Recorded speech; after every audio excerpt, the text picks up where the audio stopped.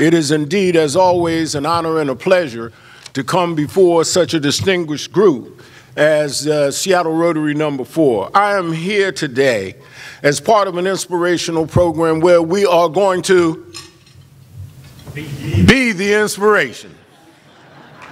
Let me hear you say, be the inspiration. Be the inspiration. Thank you so much, because the gentleman that I'm going to introduce is an inspiration. But he is also the truth. He is also fair. He also builds goodwill. And he makes sure that what he does benefits one and all. The man that I'm talking about that we'll bring to the stage and the next voice you hear is none other than my good friend and brother from another mother, who I have soldiered with for almost 40 years. Here on the front of Seattle, making this a great place for one and all. Louis Rudd is a native of Marshall, Texas, born in 1955, and he lived there from 55 to 74. He was raised in a rural area. He picked cotton, hauled hay and pulpwood, dropped out of high school in the 9th grade, worked for Brown's Fried Chicken. I think that's where you got the recipe, if I remember the story. Mr. Brown. He joined the military, as you heard our president say, he's a veteran from 1974 to 77, ages 18 to 21. Had his basic training at Fort Polk, Louisiana. He was stationed at Fort Hood, Texas, and Bamberg, Germany. His MOS, that's what he did in the service, was a 63 H10 wheel vehicle mechanic. Now, how you got out from under the chassis and into the kitchen, I guess that will be the story that you will tell. He achieved the rank of Specialist 4. He performed as a squad leader and acting sergeant. He earned 11th grade credits at American Preparatory Institute. He migrated to Seattle in 1977. Louis wrote this, ladies, so and gentlemen, I'm going to read every word. He migrated to Seattle in 1977, worked at New Richmond Laundry from 1978 to 1980. He was a washroom worker. Went to Seattle Central Community College and took GED classes in 1979. Went to Weyerhaeuser Company from 1980 to 1984, where he started as a paper sorter, and there he was promoted to a fleet mechanic. Then on to Renton Vocational Technical College from 1981 to 84, where he had 2 years of learning experience as a home entertainment repair technician. Then 1 year of electronics focus on computer programming and design circuitry. Then he moved on with our good friend and brother Ezell Stevens to co-found Ezell's Fried Chicken, February 3rd, 1984, where he has been to the present day. He learned how to market at Seattle Central Community College, where he has a degree in marketing and sales. He was Student of the Year through a cooperative education program during that same period, a finalist for the Ernst & Young Entrepreneur of the Year Award in 1993, and volunteer at the Table 100. Well, I think I recruited you for the Table 100, Louis. I begged you to join, where we did wonders in the community. At the Table 100, he was vice president of our gala committee, and that gala committee put us on the map. As a matter of fact, Joe Godot and his lovely wife, Donella, is here. Joe, just raise your hand so they can see you. Right on. How about a warm round of applause for my friend Joe Godot and his wife, Donella? He was a part of that. Thank you, Rotarians. Somebody give Joe a membership application as he walks out the door. All right. Also with that gala, that's where you brought in Jimi Hendrix experience and introduced us to Janie Hendrix and got her involved. So Louis is just connected all the way around. And he volunteered on our fund development committee, where he raised big dollars for many years. I am almost done. He has served on the board of trustees for the Greater Seattle Chamber of Commerce. I think I'll hook that up for you. And you served well. Thank you very much. He's been married for 36 years to a wonderful lady, has 2 daughters and 1 granddaughter and 1 grandson. His hobbies are cycling, roller skating, and hanging out with yours truly, Skip Rowland. I present to some, introduce to others, none other than the great Louis Rudd. Put your hands together, ladies and gentlemen. Thank you, my brother. Love you, man. Love you too. All right. Need me or you want me to go sit down?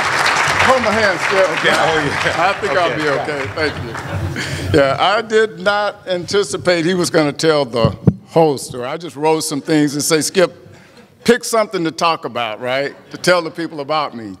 But I appreciate Skip, and actually I want to thank Cindy for this opportunity to be here before this awesome crowd. This is a very exciting time for me. And as I began to tell the story, prior to that, I should acknowledge Rob here, who brought his family over to Bellevue to hold my hand and get me comfortable with coming up here to speak. I was trying to back out of this. But Rob said, no, don't worry about it, Louis, it'll be okay. So he met me and brought his family over, sat down, ate some chicken, and listened to some of my stories and got me comfortable with the idea that others would be interested. So I'm here today. And so again, I want to thank you, Rob, as well.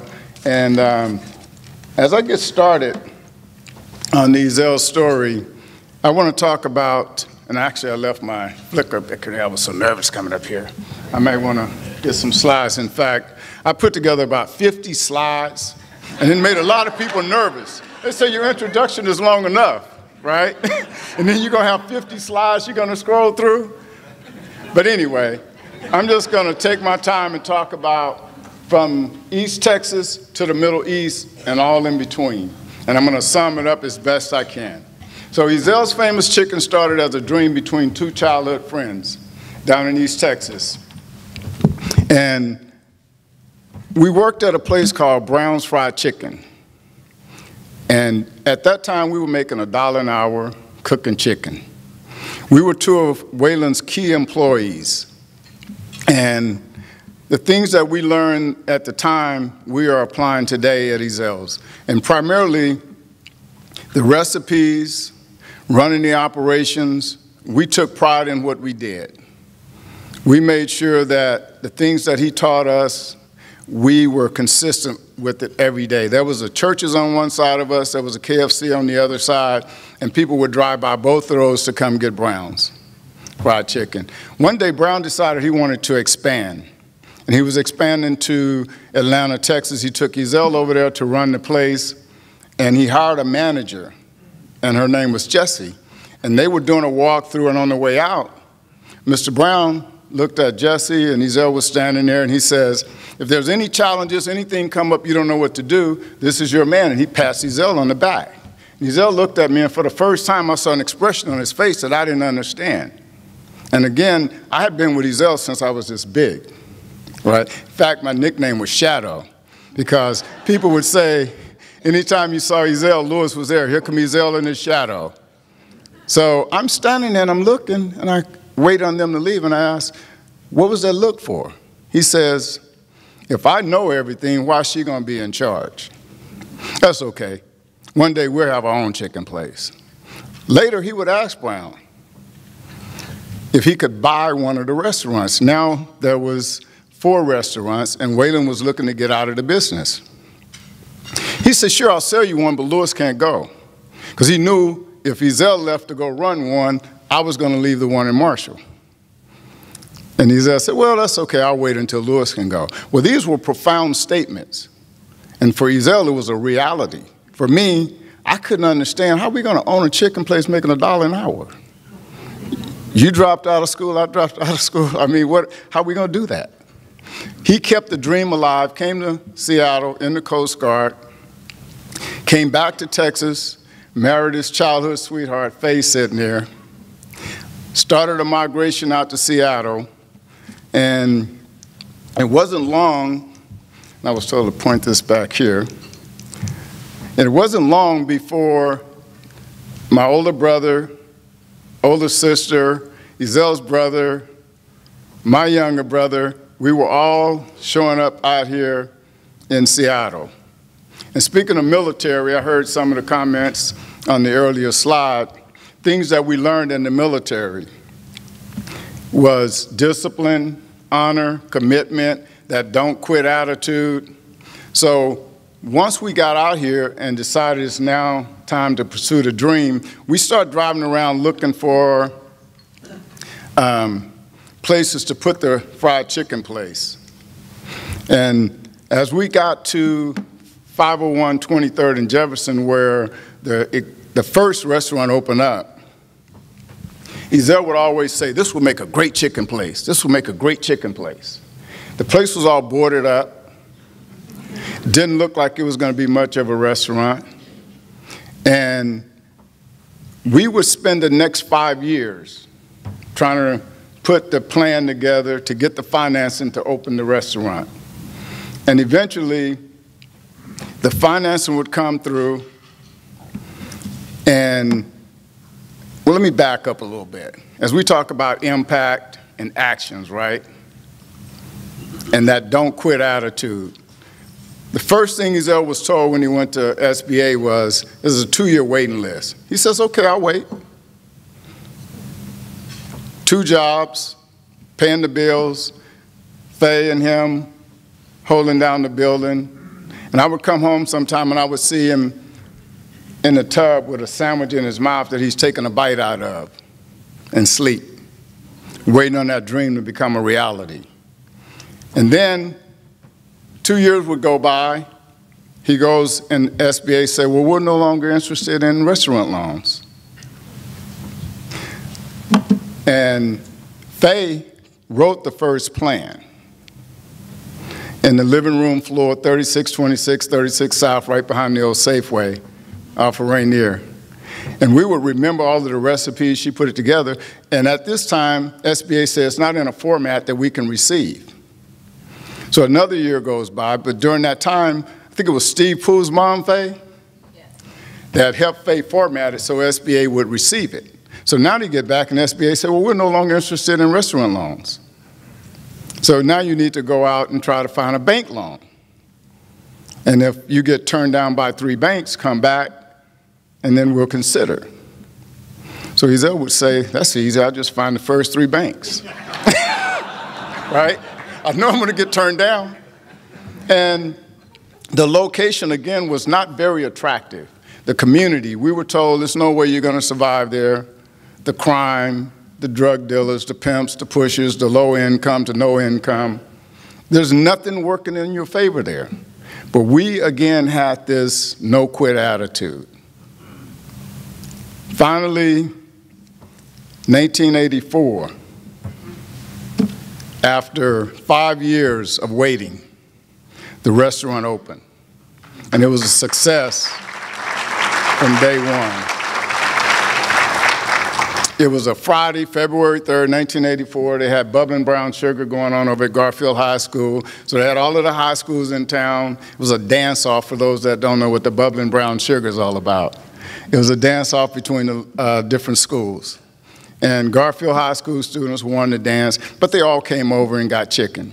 We could not wait to go in the back and count the money. We had a safe in the bottom of the floor in the back, and each time we got a 20, we stick it in there. And we couldn't wait to go count it because the register tape said $1,262 or something like that, right, Faye? And we couldn't wait to go and start pulling all of the 20s out to count it and make sure that's what it was.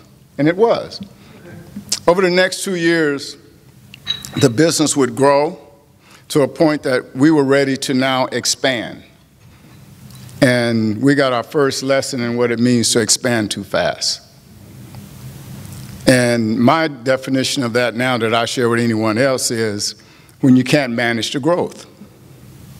Whether it's through capital resources, human resources, if you can't manage the growth, you're growing too fast. So that leads me to a story. So as I heard the first time I came to Rotary when Cindy invited me, this is the year of action and impact. This is an impact story, right? The action that a branch manager took and the impact that it had on the business. How many in here have had Ezell's chicken? Wow. And most of you are not black. Wow. This branch manager committed to giving us a loan based upon us moving to Rainier Beach to open up a location. It was an old Burger King that had shut down, gone out of business. He said, no problem, you guys got good credit, you pay your bills on time, got a great product, we watched you grow over the last 2 years, no problem. Then the problem became the building was tied up in escrow. We found another Burger King building in the U District. Same equipment package, same floor plan, so we're just going to move north. He says, I thought you guys were going south, though. Well, what's that got to do with it? Well, black people eat chicken. He held up our loan for 6 months. We opened at the most negative peak of the trade cycle. And we started operating in the red for the first time. It took 5 years again of discipline, dedication, determination, and keeping that burning desire in our hearts to fulfill that dream. And we did it, but we didn't do it alone. We had help. So during this time that we set out, again, we set out to have a world-class brand. And the way we were going to do this was through providing fresh, high-quality chicken, good homemade side dishes, served up with fast, courteous service. We also, at the core of our value system, was honesty, loyalty, and relationships. And it was that mission statement and the vision statement and our core value system that kept us going, the relationships that we had built. So during this time, we're going through the challenges. Oprah comes to town. And where we had no bank now, they had cut up the credit cards, no lines of credit, COD. If the chicken truck came and there was no cash, the chicken truck left. Again, the action by that banker and the impact that it had on us, we would go from the U District store over to 23rd and grab all of the cash so when the chicken truck came, we could pay them so that we could cook chicken for the customers when they came. We had advisors, CPAs, counselors, lawyers saying, give it up, guys, you'll never pull it out. It won't work. Oprah came to town. She asked, where could I get some good chicken? Someone from King 5 told her, Ezell's. She called up on a Saturday. She said, I'd like to have some chicken delivered. At that time, we had the Chicken Express delivery service. The dispatcher says, we don't deliver on Saturday. She says, what do you mean you don't deliver on Saturday? This is Oprah Winfrey. I want some of that chicken and I want it now. He says, how do I know? She said, come down, you'll see. He did, and he saw. It was Oprah. She came to the door, she grabbed the chicken, she enjoyed it so much. Sunday, she had it delivered again. And then when she got back to Harpo Studios, she had guests on the air with her, and this happened to be at the end of the year where she went on the diet. And she did the marathon and all these things. She had the one lady, and they were talking about the trying times during the diet. And the one lady go, girl, I order a box of chocolates, and I say I'm only going to eat one, and then it's two. Then before I know it, the whole box is gone. Oprah said, yeah, girl, I know what you mean. It's like I was up in Seattle, and I had some of this Ezell's chicken. And the phone just started ringing off the hook. And we got enough money from the customers that was coming from Longview, Washington, Bellingham, Issaquah, Olympia, from all over. We had people would come in, buy their chicken, go see a movie, wait 2.5 hours, and come back later and say, can I get some now? The power of Oprah, the impact from that action. And we were able to, because of that action, make it the next 5 years on that lease that we had on the Ave. We shut it down, moved out, went back to 23rd. Over the next 5 years, we would regroup and move forward. And while in Chicago, Oprah talked about the chicken so much that her business manager, Beverly Coleman, invited us to come and cater for 75 people at Harpo Studios. That was an experience. To be able to sip champagne and eat chicken with Oprah Winfrey in the green room. It was an experience. So at this time, again, as we talk about action and impact, and Skip, I saw Skip the first time he walked into the counter on 23rd. He had on some really starched jeans, creased up, standing tall, like Ben would say, "You're a big man." I said, "Yeah, I want to know who that guy is." So I went up and introduced myself. Skip became one of the first mentors. He says, "Lewis, bring me a Faygo and 2 of those spicy breasts, and I'll help you put that plan together." And, you know, we had that working relationship. Another action and impact story. And the story with Skip goes back to, again, 86, 87, and it's been many experiences between now and then. Glenn Gregory sitting here. In fact, if I could ask you guys to just come up. I'm standing here, but it's not because of what I did. It's because of those relationships. Faye, Charles Horn, first person to write the check to invest into Ezell's. He's been a mentor, a friend of the business. Faye, come up, please. I know she's shy, she doesn't want to come up, but please come on up, stand by me. And Charles, just come on up. I mean, decades, these relationships have existed. Former board member, investor in the company, first investor along with Charles, a risk manager, counselors, advisors, holding our hands through it all. I still remember when Glenn came over to White Center. And Glenn, what was that? He said, "You guys are like pit bulls. You grab onto something, you won't let go." I mean, we were ready to try to make it through. The recession hit. We opened up a location in White Center. It wasn't working. Glenn came over to teach us what a company looks like that attracts investors and help us to shape it so that we could receive investments. And then become one of the first investors to write a check. So again, I thank you guys for coming up here and standing beside me. You've been there from the beginning. And don't leave yet, Skip. We can get a picture. He's taking a picture. No, I got the signal that it's time for me to, you know, wrap it up, and I couldn't go through all 55 slides, so I'm going to stop it here. Yeah.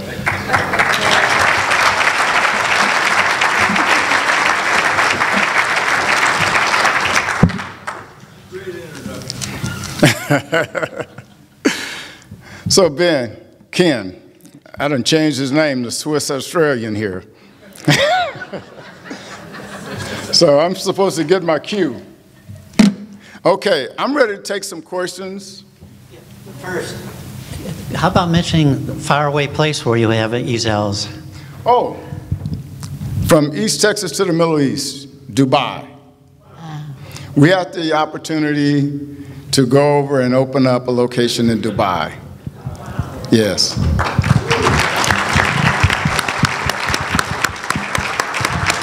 A dear friend that we met while we were on the Ave in the U District owned a coffee shop from Somali, had a bake shop over in Sharjah.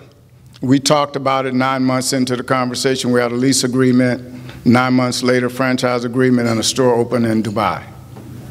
Yep. From East Texas to the Middle East. It's all about the chicken. Okay. Ken. I have a quick question. What do you look for in the people that you employ? Attitude, personality. I mean, really, that's, in our business, that's the most important thing.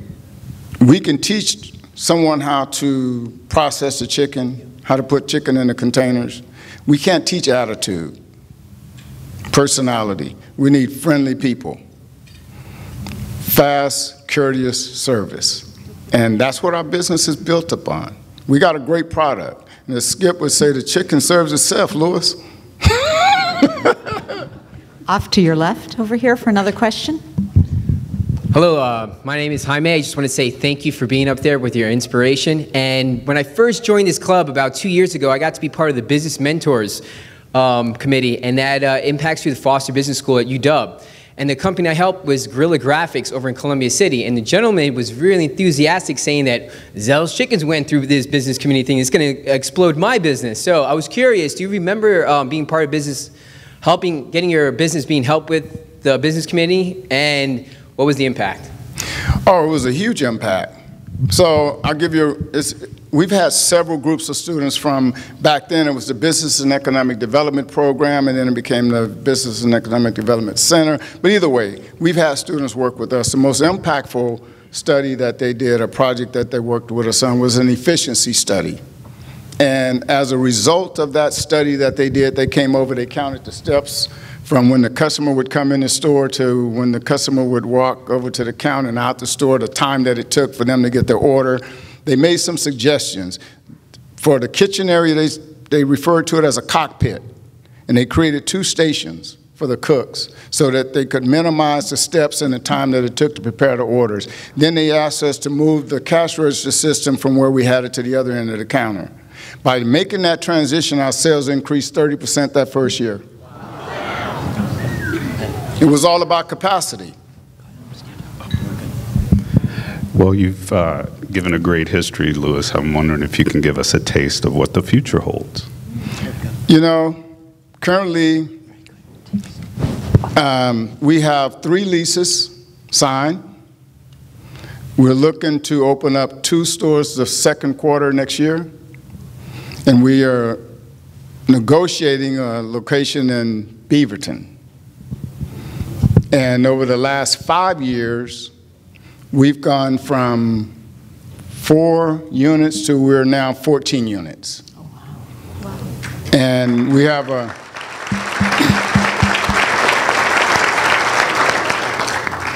a growth plan that, should we meet expectations over the next 3 to 5 years, we should have as many as 25 units online.